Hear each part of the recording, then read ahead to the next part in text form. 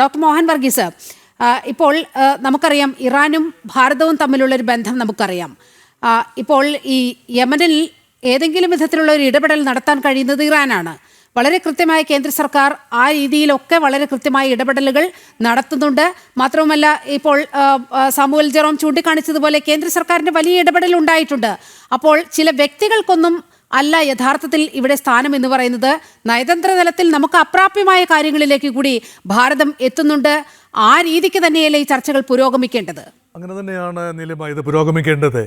ഇവിടെ ഒരു കൈ ചെയ്യുന്നത് മറുകൈ അറിയരുത്, അറിയുക പോലും ചെയ്യരുത്. ഈ പ്രമാണമാണ് നമ്മുടെ മനസ്സിലുണ്ടാകേണ്ടത്.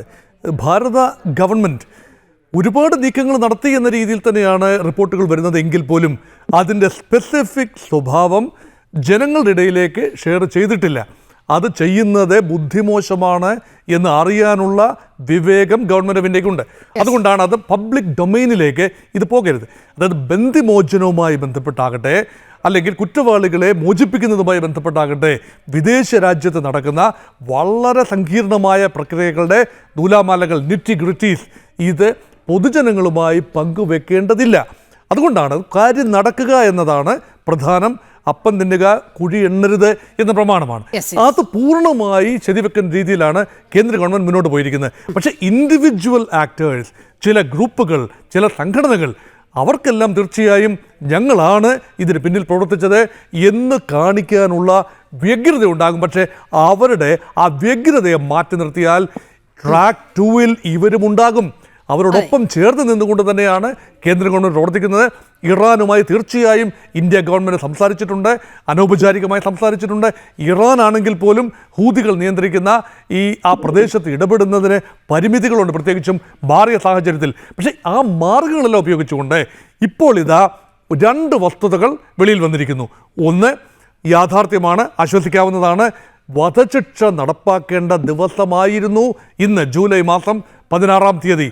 ഇന്ന് വധശിക്ഷ ഒഴിവായിരിക്കുന്നു തൽക്കാലത്തേക്ക്. രണ്ടാമത്തെ എന്ന് മാത്രമേ ഈ ഘട്ടത്തിൽ നമുക്ക് പറയാൻ കഴിയുള്ളൂ. സമയ പരിമിതി കൊണ്ട് മാത്രമാണ് സാർ ഇടപെടുന്നത്. അഡ്വക്കേറ്റ് ശങ്കുട്ടിദാസ്, ഇപ്പോൾ കേന്ദ്ര സർക്കാരിനെ സംബന്ധിച്ചൊക്കെ വലിയ രീതിയിൽ ഈ ഒരു ദൗത്യം മുന്നോട്ട് കൊണ്ടുപോകേണ്ട ഒരു ഘട്ടത്തിലാണ് നമ്മൾ ഇപ്പോൾ നിൽക്കുന്നത്. ഒരു ടൈം ലൈൻ തന്നിട്ടില്ല. എപ്പോൾ വേണമെങ്കിലും ഈ മാറ്റിവെച്ചത് ഒരുപക്ഷെ അവരെ കൊണ്ട് മാറ്റി ചിന്തിപ്പിക്കാവുന്നൊരു സാഹചര്യത്തിലേക്ക് കാര്യങ്ങൾ എത്തുന്നു എന്നതടക്കമുള്ള കാര്യങ്ങളാണല്ലോ ഇപ്പോൾ പുറത്തു വരുന്നത്.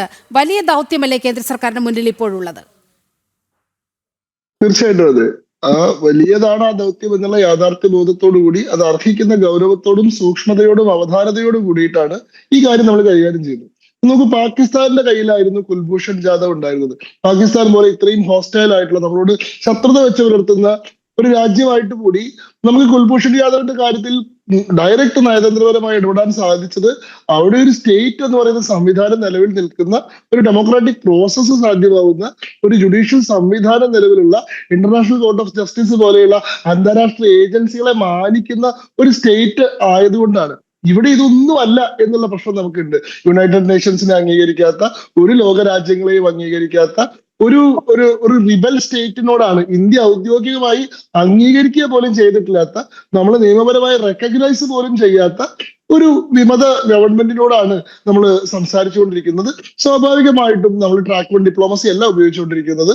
നമ്മൾ വളരെ നിഗൂഢമായിട്ടുള്ള, രഹസ്യമായിട്ടുള്ള മാർഗങ്ങളാണ് അവലംബിച്ചുകൊണ്ടിരിക്കുന്നത്. അപ്പൊ വിജയിക്കുന്നത് വരെ ആ കാര്യത്തെ പറ്റി സൈലൻസ് കീപ്പ് ചെയ്യുക എന്നുള്ളതാണ് ഏറ്റവും നല്ല നയം.